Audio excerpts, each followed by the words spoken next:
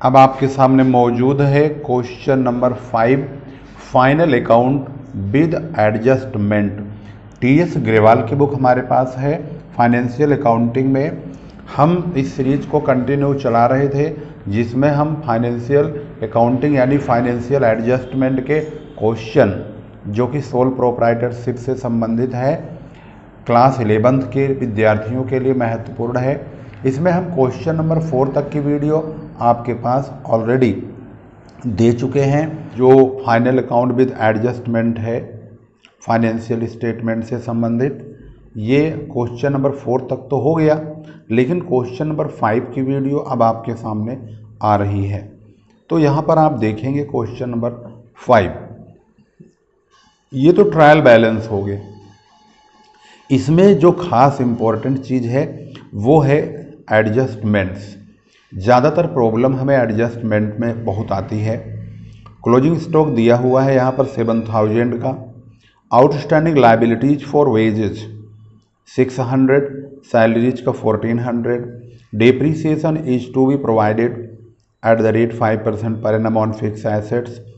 Fix assets पर depreciation है, ये तो प्रॉफिट एंड लॉस में ही होगा। प्लांट और मशीनरी में मशीनरी जो कि परचेज की गई है 10,000 रुपये की 1 अक्टूबर 2020 को, ये शामिल है। Insurance premium paid in advance 200 यानी प्रीपेड इंश्योरेंस है ये। तो चलिए शुरू करते हैं फाइनेंशियल अकाउंटिंग से संबंधित जो फाइनेंशियल स्टेटमेंट है, इसमें ट्रेडिंग प्रॉफिट एंड लॉस और बैलेंस शीट कैसे बनाएंगे। तो यहाँ पर जो इन्फॉर्मेशन है इसके मुताबिक ओपनिंग स्टॉक यहाँ है सबसे पहले नंबर पे 25,000 रुपये का। इसके बाद परचेज के आती है, परचेज अमाउंट देखेंगे कहाँ पे है। वेजेज भी ट्रेडिंग में ही आता है, परचेज यहाँ पे दिया है 1,20,000 का। रिटर्न आउटवार्ड यहाँ पर है 1,000 रुपये का। तो सबसे पहले हमारा स्टेप जो होगा वो trading and profit and loss account इस तरह से बनाएंगे। ये इसका फॉर्मेट है। क्वेश्चन नंबर 5 एज ऑन 31 मार्च 2020-21 जो भी होगा यहाँ पर आप डाल देंगे। इस सवाल के मुताबिक 2021 है और इसमें ओपनिंग स्टॉक जो कि 25,000 मैंने आपको दिखाया, परचेज 1,20,000 है, उसमें से 1,000 का रिटर्न आउटवार्ड माइनस हो जाएगा। अगर रिटर्न इनवार्ड है तो सेल्स रिटर्न होगा, सेल में से माइनस होगा। इसके बाद वेजेज, वेजेज का अमाउंट आपको देखना पड़ेगा, वेजेज कितने रुपए का है।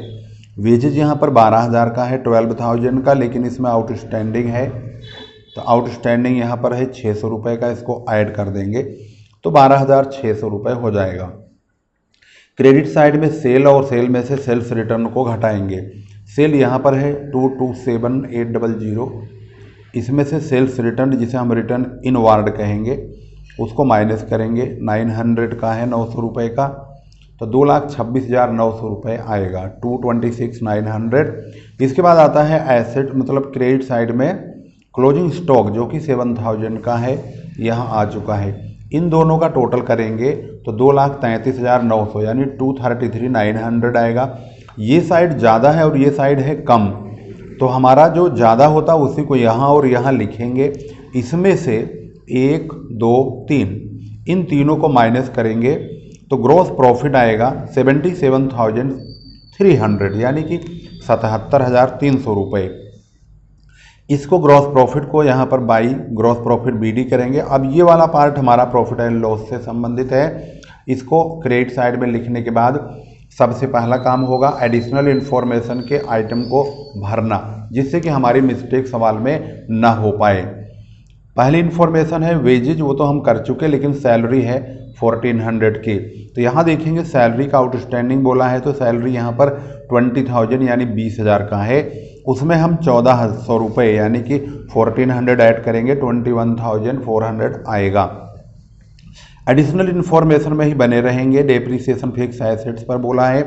फिक्स एसेट्स है क्या? फिक्स एसेट्स मतलब प्लांट, बिल्डिंग, मशीनरी, फर्नीचर, ये हमारी फिक्स एसेट्स है। तो यहाँ पर फर्नीचर है, प्लांट एंड मशीनरी है, बिल्डिंग नहीं है, तो इन दोनों पर ही 10% कितना परसेंट बोला गया है? 5%।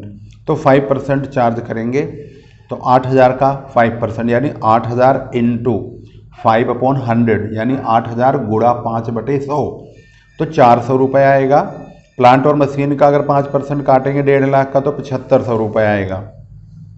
तो यहाँ पर आप देखेंगे 400 रुपये है। प्लांट और मशीनरी का हमने 7250 रुपये लिखा है, उसकी वजह क्या है, इसकी एक वर्किंग है, उसको आपको समझना पड़ेगा। क्योंकि जो प्लांट एंड मशीनरी यहाँ पर 1.5 लाख का लिखा है, इसका डायरेक्ट 5% अगर हम काटेंगे 7500 आएगा। लेकिन यहाँ पर एक इन्फॉर्मेशन है, इन्होंने कहा कि जो प्लांट एंड मशीनरी है उसमें से 10,000 की जो मशीन है वो हमने 1 अक्टूबर 2020 को परचेज किया है। तो इसकी जो वर्किंग वाली बात है वो ये है कि इनके पास 1,50,000 रुपये है। ये दो भागों में बट गया, पहला 1,40,000 रुपये, दूसरा 10,000 रुपये। इस पर तो 5% पूरा कट जाएगा, 7,000 आ जाएगा। लेकिन ये जो है इसका, तो इन्होंने जो परचेजिंग की है 1 अक्टूबर को परचेज किया है, तो इसका जो डेप्रीसिएशन है 5% हम काटेंगे। लेकिन अक्टूबर नवंबर दिसंबर जनवरी फरवरी मार्च 6 महीने काटेंगे। 5/100 इंटू 6/12 ये भी करेंगे। इसका जो डेप्रीसिएशन आएगा वो आएगा 250 रुपये। अब ये दोनों डेप्रीसिएशन टोटल करेंगे तो 7,250 रुपये आता है। इसीलिए यहाँ पर डेप्रीसिएशन हमने 7,250 यानी कि 250 रुपये लिखा है, 7,250 रुपये। इसके बाद अगला जो एडिशनल इन्फॉर्मेशन है पहले उसी को ही समाप्त करते हैं।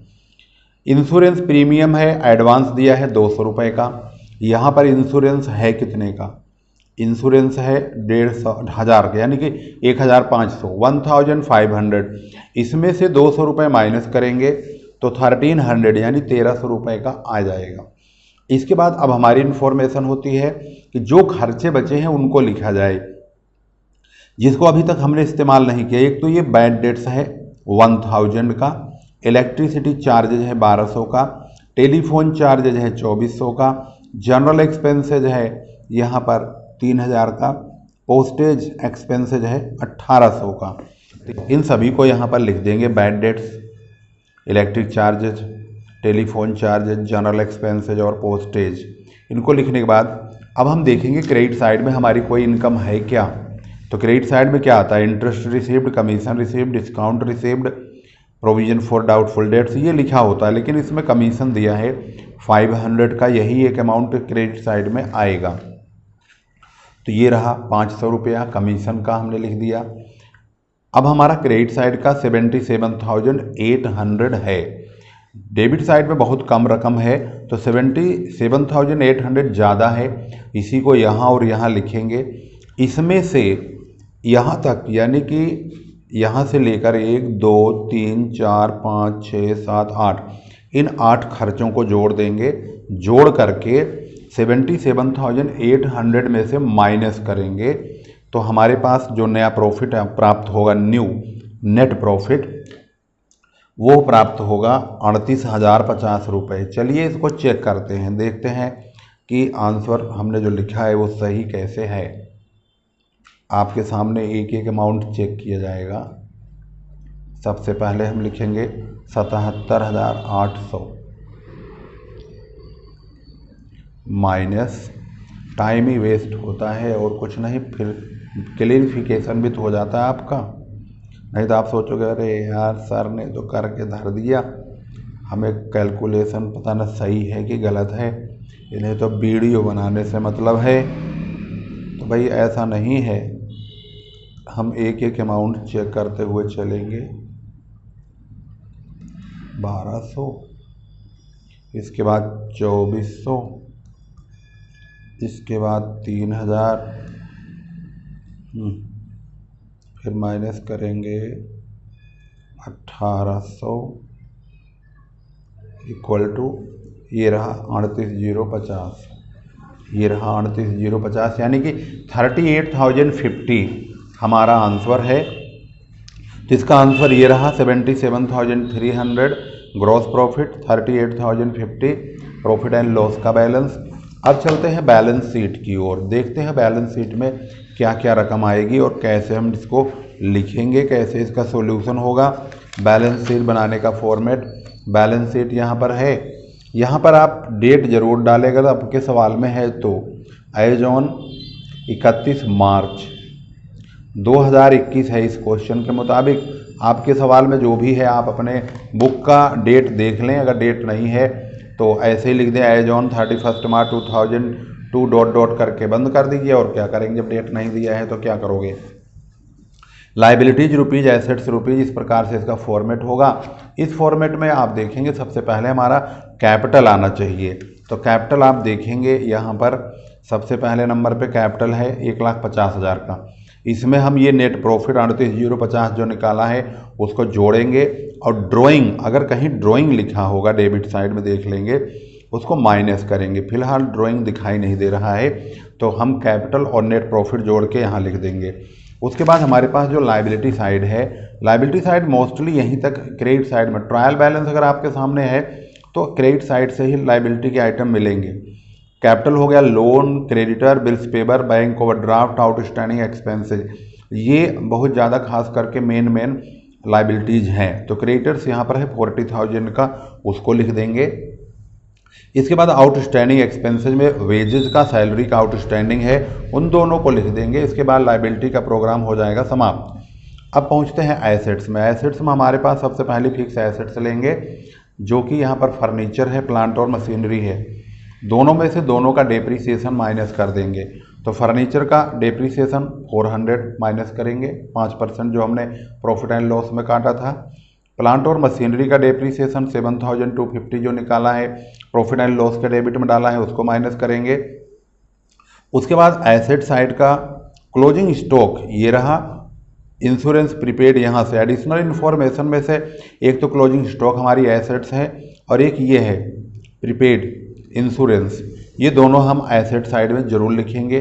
क्लोजिंग स्टॉक ये रहा, प्रीपेड इंश्योरेंस हमने नीचे लिखा हुआ है। और जो एसेट्स जैसे डेटर्स है, कैश है, बैंक है, बिल्स रिसेबल है, उनको यहाँ से देख देख के डाल देंगे। तो डेटर्स हमारे पास है 30,000, इसमें से प्रोविजन फॉर बैड डेट्स या डाउटफुल डेट्स या डिस्काउंट ऑन डेटर माइनस होता है, तो वो भी एडिशनल इन्फॉर्मेशन में होना चाहिए, तो यहाँ है नहीं, इसलिए हमारा डेटर्स जो है 30,000 पूरा रहेगा। इस प्रकार से डेटर्स को लिख देंगे 30,000 को। इसके बाद कैश, बैंक ये सब आता है, तो cash in hand, cash at bank यहाँ लिखा हुआ है 2,500 का और 40,000 का। इसके बाद हमारे पास एसेट्स का कोई भी अमाउंट नहीं है। तो अब हम इसका जब टोटल करेंगे तो इसका टोटल करेंगे तो ये भी 2,30,050 आएगा, और इधर का टोटल भी 2,30,050 यानी 230,050 का मतलब होता है 2,30,050। इसको मैच कर लेते हैं, मैच करके 2,30,050 को चेक करते हैं कि क्या हमारा आंसर सही है या गलत है। तो क्वेश्चन के मुताबिक आप देखेंगे इसका आंसर ये रहा 2,30,050, बिल्कुल सही जवाब। इस प्रकार से तीनों ही आंसर मैच हो चुके हैं और क्वेश्चन नंबर 5 अब आपके सामने कंप्लीट हो गया है। इसको स्टार्टिंग से अगर आप कॉपी पे करना चाहेंगे तो यहाँ से वीडियो को रोक करके आसानी से देख सकते हैं। एक एक करके पॉइंट टू पॉइंट हमने यहाँ पर क्लियर करा है। अब आप यहाँ से स्टार्टिंग से देखेंगे, जहाँ पर भी आपका सवाल आ जाएगा, जहाँ पर आप लिख रहे होंगे वहाँ पर आप रोक करके इसको आसानी से लिख सकते हैं। इसी प्रकार से बैलेंस शीट को भी देख लेंगे।